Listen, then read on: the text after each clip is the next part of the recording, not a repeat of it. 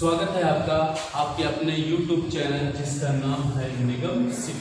ठीक है, हमारे चैनल का जो नाम है वो निगम शिव है। यदि आपको मेरा ये वीडियो अच्छा लगे तो हमारे चैनल को सब्सक्राइब अवश्य कर लें तथा बेल आइकन भी दबाकर ऑल पर टिक कर दें, जिससे कि हमारे आने वाले जो वीडियो हैं वो आपको मिले सबसे पहले।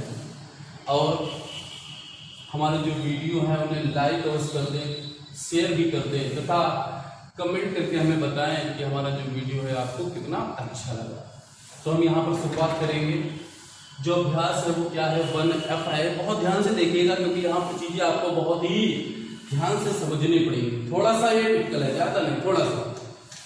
निम्नलिखित कथनों के समूह सत्य या असत्य जो सही हो लिखिए। यानी कि हमें बताना है कि कौन इसमें से सत्य है, कौन इसमें से असत्य। ठीक, आपको मालूम होगा, मैंने कई बार बताया है, जैसा कह रहा है यदि वैसा ही हो जाए तो कथन हमारा सत्य हो जाता है। जैसा कह रहा है यदि वैसा ना हो तो कथन हमारा असत्य हो जाता है। ठीक, तो यहाँ पर देखिएगा थोड़ा सा कठिन है, लेकिन हम इसको जो है बहुत ही सरल कर देंगे आपके लिए। कठिन तो है लेकिन इसके लिए देखो इधर, इसको हम आपके लिए जो है बहुत ही ज्यादा सरल करने वाले हैं। कैसे देखिएगा, नंबर 1, -6/7 + 6/7 परिमेय संख्या नहीं है। तो हल करिए इसको। देखो ये आपका बड़ा ब्रैकेट है, -6 क्या है 7 और आगे क्या है फिर इसके बाद +6/7। तो देखिएगा इनको हम क्या करेंगे, हम इनको आगे जोड़े घटाएंगे। तो दोनों का क्या 7 है, तो बटे में क्या होगा 7। जब दोनों के हर बराबर है तो अंश वैसे ही रहेगा, यानी रहेगा -6 + 6 -6 + 6 क्या होगा 0/7 हो जाएगा, 0/7। तो देखिए जो यहाँ पर हमारा अंश है वो क्या है, पूर्णांक है। जो हर है वो भी क्या है, पूर्णांक है। हमने बताया था आपको परिमेय संख्या की परिभाषा, अंश और हर दोनों पूर्णांक होने चाहिए, लेकिन जो हमारा हर है वो 0 नहीं होना चाहिए। याद रखिएगा, यहाँ पर आप लोग हो सकता है थोड़ा सा कंफ्यूज हो जाए। क्यों, यहाँ पर आप 0 देख ले, हमने कहा था हर जब 0 हो, यहाँ पर देखिएगा अंश 0 है, हर तो 0 है नहीं, इसका मतलब ये हमारी परिमेय संख्या है। ठीक है, अगर अंश में 0 है तब भी वो हमारी परिमेय संख्या ये होती है। तो ये हमारी क्या है, परिमेय संख्या है। और यहाँ पर कहता है परिमेय संख्या नहीं है, इसीलिए हमारा जो कथन है वो क्या हो जाएगा, जो कथन है वो असत्य हो जाएगा। ठीक, समझ में आया ना? इस चीज को ध्यान रखिएगा। मैंने आपको बताया था जब हर 0 के बराबर हो, यानी कि हर बराबर 0 होगा, तब जो है वो परिमेय संख्या नहीं होगी। अगर अंश 0 है तो परिमेय संख्या हो जाएगी। अब समझो, अब इसको मैं आपको देखो इधर इसका बता रहा हूं। सेकंड पार्ट क्या है, परिमेय संख्याओं में योग का तत्समक अवयव 0 है। कहता है परिमेय संख्याओं में योग का तत्समक अवयव 0 है कि नहीं है। कैसे जानेंगे, देखिएगा जैसे हमने यहाँ पर हमारे पास 5, बताओ अच्छा ये परिमेय संख्या है ना। ठीक, इसमें हमने जोड़ दिया 0, योग कहता है योग, इसीलिए हमने यहाँ पर जोड़ा है। क्या जोड़ा है, 0, क्योंकि 0 के लिए कहता है ना। तो 5 + 0 बराबर क्या होगा, सबका मालूम हुई है, मालूम है कि ना है। ठीक, 5 में जोड़ा हमने 0 तो हमें क्या मिला 5। अब इसका उल्टा करेंगे, यानी कि जोड़ेंगे 0 + 5। तो बताओ 0 में अगर जोड़ेंगे 5 तो क्या मिलेगा, 5 मिलेगा। दोनों स्थितियों में जो आंसर है बताओ एक ही है कि नहीं है, एक ही है। इसका मतलब है कि हमारा जो कथन है वो क्या है, सत्य है। अर्थात परिमेय संख्याओं में योग का तत्समक अवयव 0 होता है। कोई भी परिमेय संख्या ले लो, जैसे देखो आप ले लो ये 5/7, 0 जोड़ेंगे तो क्या होगा 5/7 होगा। 0 में जोड़ेंगे 5/7 तब भी आपको क्या मिलेगा, 5/7 मिलेगा। इस प्रकार करके देखा जाता है। ठीक है, ये आपके जो क्वेश्चन है सत्य और असत्य वाले हैं, हमें इनको समझना होता है कि आखिर ये सत्य है तो क्यों है और असत्य है तो क्यों है। ये नहीं कि जो मन हुआ वो लिख दिया सत्य, जो मन हुआ वो लिख दिया असत्य। ठीक है, अब इसके बाद देखेंगे इसका जो पार्ट है अगला वो क्या है, परिमेय संख्या शून्य, ये शून्य है, ये शून्य बना है, ठीक, का युगात्मक प्रतिलोम नहीं होता है। कहता है परिमेय संख्या शून्य का युगात्मक प्रतिलोम नहीं होता है। तो याद रखिएगा शून्य का युगात्मक प्रतिलोम शून्य ही होता है। या यूं समझ लीजिए, 0 एक ऐसी परिमेय संख्या है जिसका युगात्मक प्रतिलोम व संख्या स्वयं है। इसके अलावा कोई भी ऐसी संख्या नहीं है जिसका युगात्मक प्रतिलोम वह स्वयं हो, ठीक। तो देखिएगा 0 का युगात्मक प्रतिलोम क्या है, 0 का युगात्मक प्रतिलोम क्या है, 0। कैसे आपको हम ये भी बता देते हैं, समझिएगा। जैसे आपका 5 है, 5 का युगात्मक प्रतिलोम क्या होता है, -5 होता है, ठीक। आपको हम बता देते हैं युगात्मक प्रतिलोम में क्या होता है। युगात्मक प्रतिलोम में सिर्फ चिन्हों का परिवर्तन होता है, अर्थात प्लस वाले का माइनस हो जाता है, माइनस वाले का प्लस हो जाता है। यानी कि अगर 5 प्लस का है तो माइनस का हो जाएगा, अगर माइनस का है तो प्लस का हो जाएगा। बताओ सीख गए कि नहीं, सीख गए ना। अब यहां पर अच्छा हम आपको समझाने की कोशिश क्या कर रहे हैं, समझो। युगात्मक प्रतिलोमों का योगफल सदैव 0 होता है। तो देखो 5 में हमने जोड़ा, क्या जोड़ा, -5, तो ये 5 प्लस माइनस क्या हुआ, -5, 5 से 5 गया 0, हमें योगफल क्या मिला, 0 मिला ना। अब यहां पर क्या है, देखो परिमेय संख्या 0 का हमने युगात्मक प्रतिलोम क्या निकाला, 0। ये आपका 0 है, इसका युगात्मक प्रतिलोम हमने क्या निकाला, 0। जोड़ देंगे तो क्या होगा, 0 ही होगा। क्या होगा, एक चीज याद रखिएगा, यहां पर जो है प्लस का माइनस, माइनस का प्लस क्यों नहीं हो रहा है, समझिएगा। जो 0 है ना तो वो धनात्मक होता है ना ही वो ऋणात्मक होता है, इसीलिए 0 का युगात्मक प्रतिलोम 0 ही होता है। तो यहां पर देखो क्या कहता है, कहता है 0 का युगात्मक प्रतिलोम नहीं होता। तो बताओ अच्छा 0 का युगात्मक प्रतिलोम होता है कि नहीं होता है ना। अब यहां कहता है नहीं होता, इसीलिए बताओ हम क्या लिखेंगे, हम लिखेंगे असत्य लिखेंगे। समझ में आया ना। अगला देखना, बहुत ही आसान है, देखना। किसी ऋणात्मक परिमेय संख्या का युगात्मक प्रतिलोम एक धनात्मक परिमेय संख्या है। मैंने अभी बताया था, कहता है किसी ऋणात्मक परिमेय संख्या का युगात्मक प्रतिलोम, ऋणात्मक संख्या हमने ले ली क्या, -10, और इसका युगात्मक प्रतिलोम क्या होगा, +10 होगा कि नहीं। हमें मतलब यहां पर चिन्ह से है, खाली चिन्ह से, पूर्णांक से नहीं है। किसी ऋणात्मक परिमेय संख्या का युगात्मक प्रतिलोम, ये आपकी ऋणात्मक परिमेय संख्या धनात्मक परिमेय संख्या है। तो योगात्मक प्रतिलोम कैसा है, धनात्मक है। जैसा कह रहा है वैसा ही हो रहा है, अर्थात आपका जो कथन है वो क्या है, सत्य है। क्या है, सत्य है, ठीक है। अब समझो आगे। इसके बाद हम देखेंगे जो अगला पॉइंट है वो समझिएगा, थोड़ा सा ध्यान दीजिएगा, थोड़ा सा, ज्यादा मत देना, थोड़ा सा ध्यान दे देना। समझ में ना आए तो मुझे बताना। परिमेय संख्याओं में घटाने का तत्समक अवयव शून्य है। पहले मैंने आपको बताया था किसका, जोड़ का। अब हमसे पूछ दिया है घटाने का। तो जोड़ का पूछता था तो जोड़ेंगे, घटाने का कहता है तो घटाएंगे। जैसे देख लीजिए, 4 में से हमने 0 घटाया, ठीक। अब आपको मालूम होगा अगर हम 4 में से 0 घटा दें तो क्या मिलेगा, 4। उल्टा कर दो, 0 से अगर हम 4 घटा देंगे तो हमें क्या मिलेगा, -4 मिलेगा। दोनों कंडीशन है, जब दोनों कंडीशन में मान बराबर होगा तभी तत्समक अवयव होगा। क्या दोनों में बराबर आ रहा है, नहीं आ रहा है। ये आपका 4 प्लस का है, ये 4 आपका माइनस का है, अलग अलग आ रहे हैं। कहने का मतलब ये है कि परिमेय संख्याओं में घटाने का तत्समक अवयव शून्य है, नहीं है। क्या लिखेंगे हम, यहां पर लिख लेंगे असत्य। क्या लिख लेंगे, असत्य। आगे चले भी परिमेय संख्याओं में गुणा का तत्सम का अवयव एक है।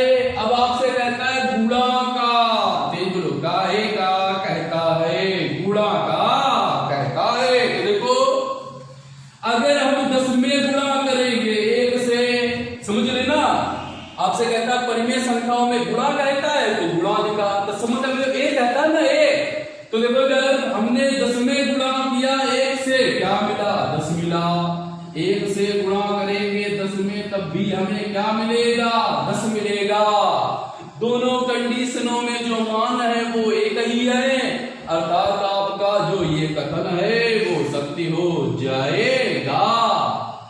कहने का मतलब ये है परिमेय संख्याओं में गुणा का जो तत्सम का अवयव है वो एक होता है। क्या होता है? एक। आगे चलो, एक ऋणात्मक परिमेय संख्या का गुणात्मक प्रतिलोम एक ऋणात्मक परिमेय संख्या होती है। देखो इससे पहले आपको हमने बताया था योगात्मक प्रतिलोम, ठीक है, कंफ्यूज ना होना। पहले मैंने आपको बताया था क्या? योगात्मक प्रतिलोम। योगात्मक योग था, जोड़ा जाएगा, जोड़ने पर हमें 0 प्राप्त होता है। लेकिन यहां पर क्या कहता है? गुणात्मक, अर्थात गुणा करने पर हमें 1 प्राप्त होना चाहिए। तो समझ लेना, जैसे मैं आपको एक बात बता दूं, एक ऋणात्मक परिमेय संख्या, तो याद रखिएगा गुणात्मक प्रतिलोम में जो संख्या होती है सिर्फ उसका उल्टा होता है, चिन्ह नहीं बदलता है। जैसे हमने यहां पर एक परिमेय संख्या ली, देखो -5/7 हमने लिया। ध्यान दीजिएगा, एक ऋणात्मक परिमेय संख्या मैंने ले ली, -5/7 कहता है का गुणात्मक प्रतिलोम। अब हम इसका गुणात्मक प्रतिलोम निकालेंगे, ठीक। तो इसका गुणात्मक प्रतिलोम क्या होगा? समझ लेना, इसका उल्टा हो जाएगा। जो अंश है वो हर बन जाएगा, जो हर है वो अंश बन जाएगा। यानी कि क्या होगा? 7/-5, ठीक है। यानी कि एक ऋणात्मक परिमेय संख्या का गुणात्मक जो प्रतिलोम है वो भी ऋणात्मक परिमेय संख्या ही होती है। ऋण का ऋण ही होता है और धन का धन ही होता है। ये कथन क्या होगा? ये कथन आपका होगा सत्य। थोड़ा वहां पर हम और आपको बता देते हैं, आपको समझाने के लिए आपको, ठीक है। आपका जो कथन है वो तो हमने पूरा कर दिया है, लेकिन थोड़ा समझिए। मैंने आपको बताया था योगात्मक में क्या होता है? योगफल 0 प्राप्त होता है। गुणात्मक में क्या होना चाहिए? 1 ना। तो कैसे? देखो इनकी कर दो आपस में गुणा, कर दिया आपने गुणा, ऊपर है माइनस, नीचे है माइनस, कट गया 5 एकम 5, 5 एकम 5, 7 एकम 7, 7 एकम 7 बराबर, देखो मिल गया आपको 1, मिल गया ना। अगर आप चाहो तो एक और चीज आपको बता दूं, जैसे आपके सामने 5 हो, ये आपकी धनात्मक परिमेय संख्या है, हमने अब इस बार धन वाली ले ली है, ठीक, 5, इसके नीचे कुछ नहीं, क्या होगा 1। तो जैसे आपका 5 का आपसे पूछ दे तो 5 का क्या होगा? इसका उल्टा करेंगे, 5 क्या होगा? 1/5। 5 का उल्टा कैसे होगा आपको मालूम है? 5 के नीचे कुछ नहीं लिखा, क्या मानेंगे? 1, ये तो मालूम ही होगा, 1 छुपा हुआ होता है, मैंने कई बार बताया है। अब इनकी इस प्रकार गुणा कर दो, 5 5 कट गया एक बार में, गुणा करोगे आपको 1 प्राप्त हो जाएगा। क्या प्राप्त हो जाएगा? 1। इसके बाद देखेंगे आपका जो अगला पार्ट है, पार्ट नंबर है 8, क्या कहता है? कहता है यदि परिमेय संख्या x का योगात्मक प्रतिलोम x है तो x बराबर 0। तो x बराबर 0, समझो। जैसे आपका x है, अब x का जो योगात्मक प्रतिलोम है क्या है? x है। देखो ये लिखा है x का योगात्मक प्रतिलोम x है कब? जब x बराबर 0। तो देखो इधर x का मान जब 0 होगा तो इसका योगात्मक प्रतिलोम भी क्या होगा? 0 होगा। याद रखिएगा, परिमेय संख्या x का योगात्मक प्रतिलोम x तभी होगा जब x का मान क्या होगा? 0। क्या होगा? अगर x का मान 0 होगा तभी x का योगात्मक प्रतिलोम क्या होगा? x होगा, नहीं तो x का क्या होता है आपको मालूम होगा, -x, और -x का क्या होता है? +x होता है।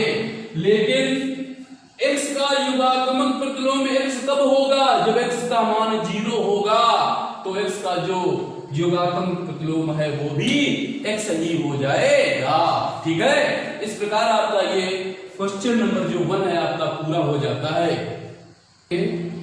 लिखेंगे यहां पर हम लोग क्या लिखेंगे, सत लिखेंगे। क्या लिखेंगे, सत। ठीक है। क्वेश्चन नंबर 2 देखेंगे, लिखा है दूसरे का पहला। देखिएगा दूसरा ये क्वेश्चन है आपका, कहता है निम्नांकित को अपनी अभ्यास पुस्तिका पर उतारकर रिक्त स्थानों की पूर्ति कीजिए। तो देखिएगा कैसे, बहुत ही आसान है। आपका ये बराबर लगा है, ठीक। -5/12 में हम क्या जोड़े कि हमें -5/12 मिल जाए, ठीक। यानी कि किसी भी संख्या में हम कितना जोड़े कि हमें वही संख्या प्राप्त हो जाए, तो ये तो आपको बहुत ही आसानी से समझ में आ जाएगा। यहाँ पर क्या जोड़ा जाएगा, 0। जब हम -5/12 में जोड़ेंगे 0 तो हमें वही संख्या प्राप्त हो जाए, ठीक। 4/5 माइनस का है, इसमें से हम क्या घटाएं कि हमें क्या मिल जाए, 0। तो आपको मालूम होगा किसी भी संख्या से उसी संख्या को घटाने पर हमें 0 प्राप्त होता है, ठीक। ये तो मालूम है ना। तो जब -4/5 है तो इसमें से क्या घटाएंगे, उसी संख्या को घटाएंगे, यानी कि -4/5 को ही घटाएंगे।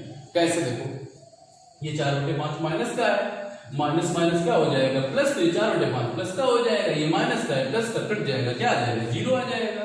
केवल आपको एक पॉइंट याद होना चाहिए, किसी भी संख्या में उसी संख्या को घटाने पर आपको 0 प्राप्त होता है। 2 हो गए। तीसरा पार्ट देखेंगे। देखो इसको कैसे सॉल्व करेंगे, तो सबसे पहले समझ लीजिएगा इसकी जो घात है वो क्या है, ये समझो ऋणात्मक है। तो जो ये घात ऋणात्मक है तो पहले इसे धनात्मक बनाओ। तो धनात्मक कैसे बनेगी, जो ये आपकी भिन्न है, भिन्न, इसको उल्टा कर दो। क्या कर दो, उल्टा। यानी कि जो अंश है वो हर बन जाएगा, जो हर है वो अंश बन जाएगा।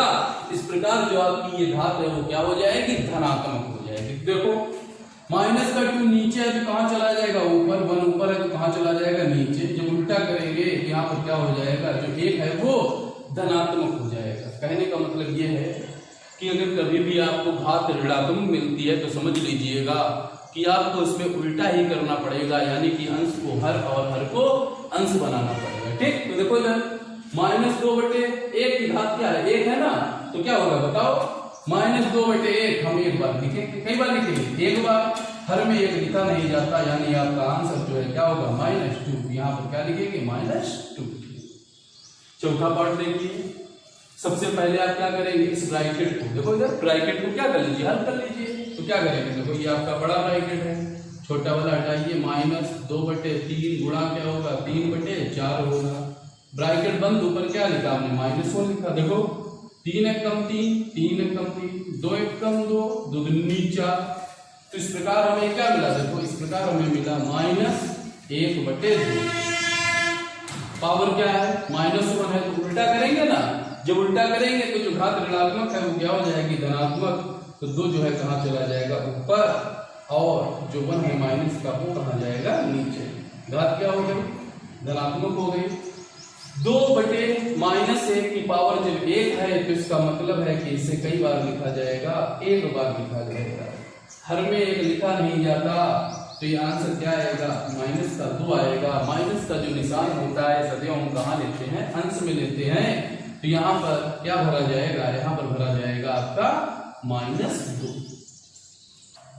तो अगला क्वेश्चन है, यहाँ पर कहता है क्वेश्चन नंबर 3, प्रत्येक स्थिति में x का मान बताइए। तो हमसे यहाँ पर पूछ रहा है x का मान। तो समझिएगा सबसे पहले क्या लिखा है, 2/3 गुणा x। देखिएगा इन दोनों के बीच में किसका निशान है, गुणे का है, गुणे का है ना। तो इसका मतलब ये एक ही पद तो हुआ। तो देखो इधर जो 2 है वो गुणे में है x के साथ, तो गुणा वाला भाग में जाएगा, 3 भाग में है तो भाग वाला गुणे में जाएगा। यानी क्या होगा, x बराबर होगा 1, और यहाँ पर क्या होगा, गुणा। 3 नीचे है तो कहां जाएगा, ऊपर, और 2 ऊपर है तो कहां जाएगा, नीचे। यानी कि x बराबर होगा 3 × 3 बटे में क्या होगा, 2। ये आपका x का मान हो गया। अब इसमें चलते हैं, देखिएगा दूसरा -3/4। तो सबसे पहले ब्रैकेट हटा लो, -3/4 प्लस क्या है, x बराबर क्या है, 0। तो देखो ये आपका बराबर है, बराबर के पहले इन दोनों के बीच में क्या है, प्लस। प्लस है ना। कितने पद हो गए, 2। अगर पदों की संख्या 1 से ज्यादा होती है तो याद रखिएगा जब हम कुछ उधर ले जाएंगे तो प्लस और माइनस में ही जाएगा। 3/4 माइनस का है, उधर जाएगा किसका होगा, प्लस का, यानी कि x बराबर होगा 0 प्लस क्या होगा 3/4। अच्छा ये तो आपको बहुत आसानी से मालूम होगा, जब 0 में जोड़ेंगे 3/4 तो आंसर क्या आएगा, 3/4 ही आएगा, आएगा ना। अगला देखो क्या है, अगला समझो, x गुणा ब्रैकेट आइए -5/4 बराबर क्या है 1। इन दोनों के बीच में किसका निशान, गुणे का, तो ऊपर वाला इधर नीचे, नीचे वाला ऊपर, यानी कि क्या होगा, x बराबर होगा 1 गुणे 4 बटे क्या होगा -5।